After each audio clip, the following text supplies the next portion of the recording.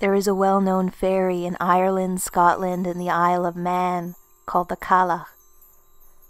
Cailleach means old woman or hag, for this is how she appears, wizened and witch-like, with blue skin, ice-white hair, and tattered clothing. Witnesses have described her as looking like an animated corpse that was frozen in the snow. She roams the earth at night in the coldest months of the year, her white eyes materializing out of nowhere and flashing in the darkness. A carrion crow follows her in the black sky, or sits on her shoulder as she trundles along, holding a crooked holly staff, which she knocks rhythmically against the ground. Also known as the Blue Hag, the Storm Hag, or the Stone Woman, she is said to appear when the weather is worst, materializing out of mists and snowstorms as the wind shrieks and tears into flesh and bone. One touch of her staff can paralyze and even kill if she's in a mood, so it's best to avoid this frightening fairy altogether. But if you ever do find yourself stuck in a terrible winter storm, and you hear the cry of a crow, and the tap-tap-tapping of a staff against stone, run while you still can, because if you get close enough to see the Cailleach's white eyes, it will already be too late.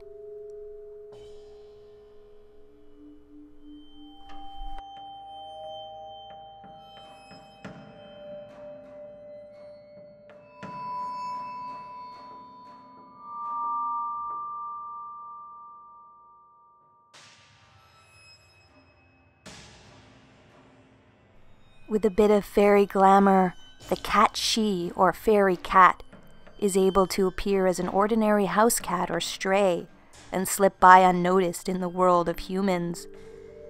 But its true form is that of a massive black cat the size of a large dog or even a calf, with a telltale tuft of white fur on its chest. Mangy and wild-looking with a crazed, rabid demeanor when provoked, the cat-she prowls the world at night, preferring old farms and graveyards in the country and rooftops and back alleys in the city.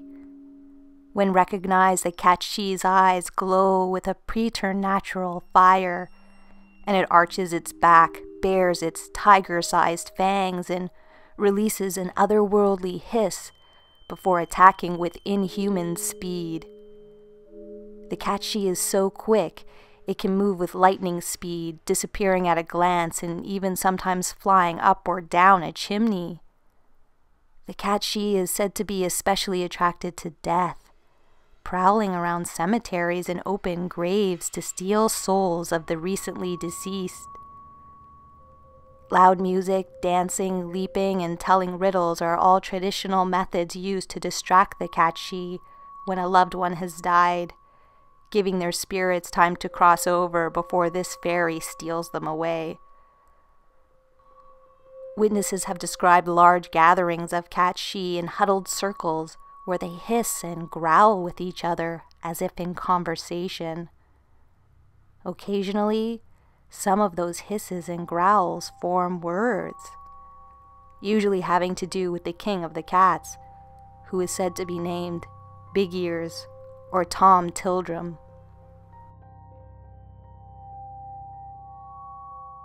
It is difficult to know the intentions of these fairy felines who show little interest in humans.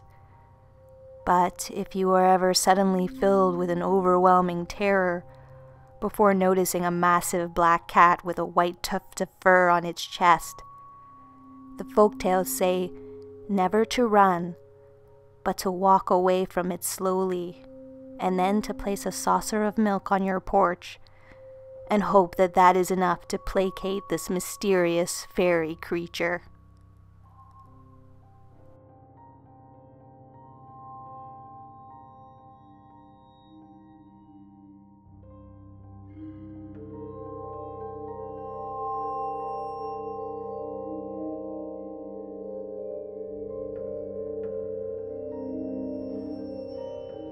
Callicantzaroi are a type of malevolent goblin told of in Italian, Greek, and Albanian fairy lore.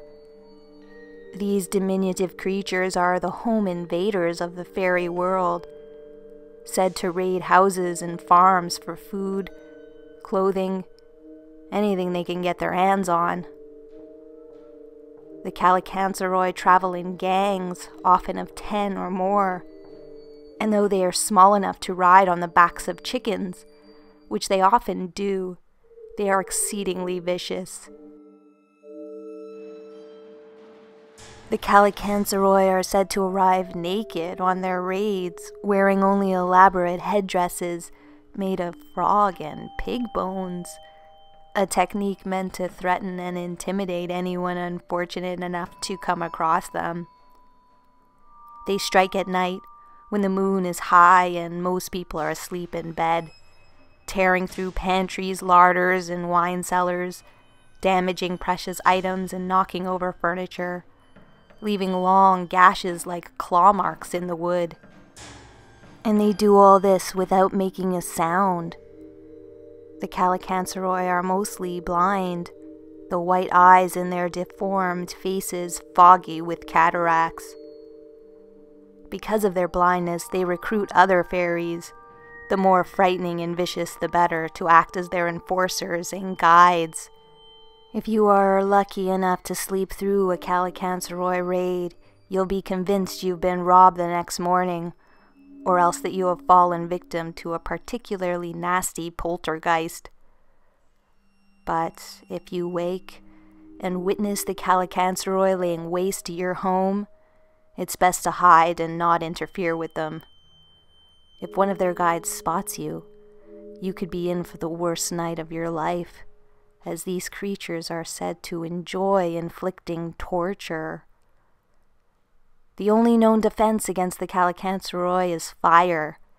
They are terrified of it, and legends say that at the sight of a waving torch or flame, these creatures will vanish back into the darkness from whence they came.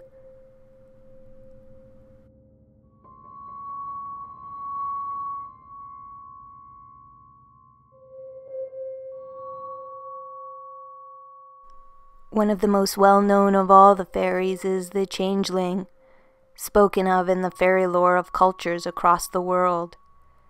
Changelings are fairies left behind in place of a stolen human baby. These fairies, left in cribs, prams, and cradles, are not themselves babies, but rather aged, wizened, and sometimes senile dwarves or small elves who have chosen to act as human babies, to be waited on hand and foot during their twilight years. Changelings look almost identical to the baby that was stolen, though a pale and sickly copy. Parents who have put their chubby, rosy-cheeked babies to sleep one night and found thin, emaciated versions of their child the next morning have often suspected fairy interlopers. Though sometimes the fairies don't even replace the baby with a living creature, but a block of wood or a poorly shaped chunk of wax.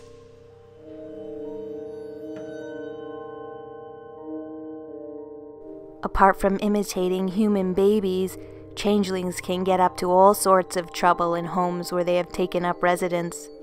They like to sneak around the house at night when everyone is asleep and steal or break valuable objects, set up practical jokes like breakaway furniture or slippery puddles on the floor, and during the day, they wail and beg for food with a ravenous hunger that never seems to end, no matter how much the creature eats.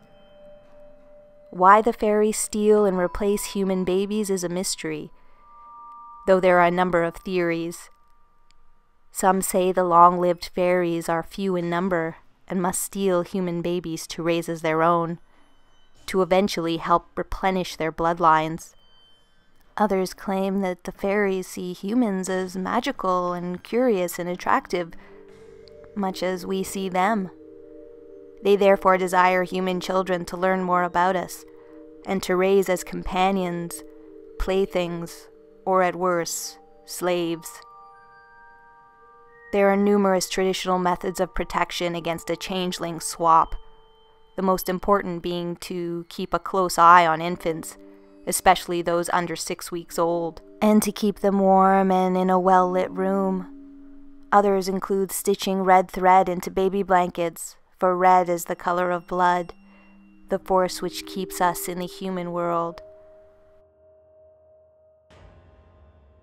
There are other more risky preventative measures and many terrible ways parents once used to test for changeling babies. One of the most benign and reliable methods used to expose a changeling is to do something incredibly odd like boil water in an eggshell or brew beer in an acorn, at which point the fairy will be unable to resist the urge to comment on the unusual behavior, thus outing itself.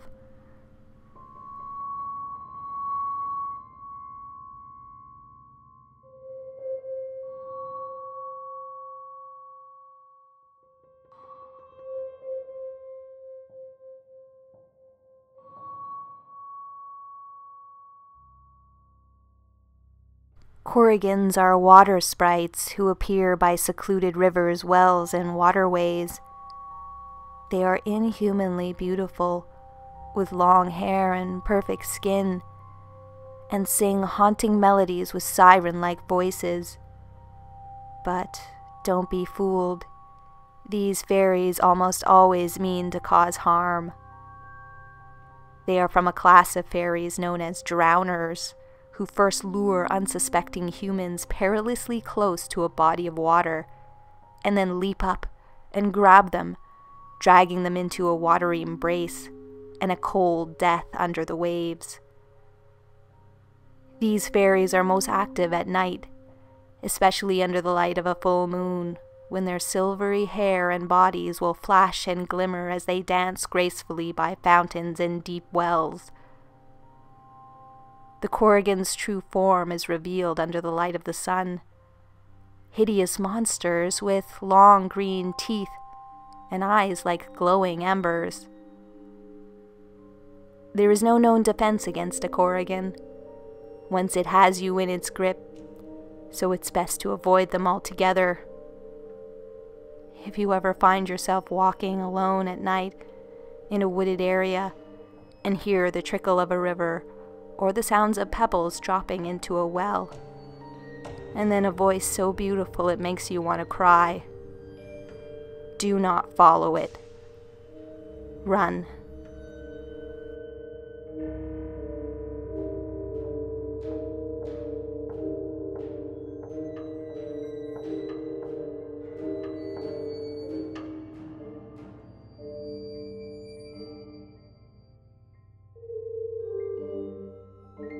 In Brazil, the Curupira, or boy body, is the self-proclaimed guardian of the forests. This fairy usually appears as a young boy, with pointed ears and green teeth, and, disturbingly, backwards-facing feet. Though some reports claim he is a shapeshifter, who can appear as a frog, an elderly man, or a tall and skinny man with abnormally long limbs. First and foremost, though, the Curupira is a hunter who hunts other hunters, but only those who hunt for pleasure and not out of necessity. This fairy rides on the back of a wild boar to avoid leaving tracks, though occasionally it will leave a false trail with its backwards-facing feet, luring its victims into elaborately set traps. When the Curupira is ready to strike, it releases a whistle so shrill it is enough to knock a grown man to his knees. And that's when the torture begins. This innocent, cherub-looking young boy is merciless and will torture his victims to death without showing the slightest hint of sympathy or mercy. Only in rare cases do a few lucky people escape the Curupira with their lives, so think twice about hunting in Brazil unless you absolutely have to, or you may find yourself the prey of one of the world's most terrifying and effective fairy predators.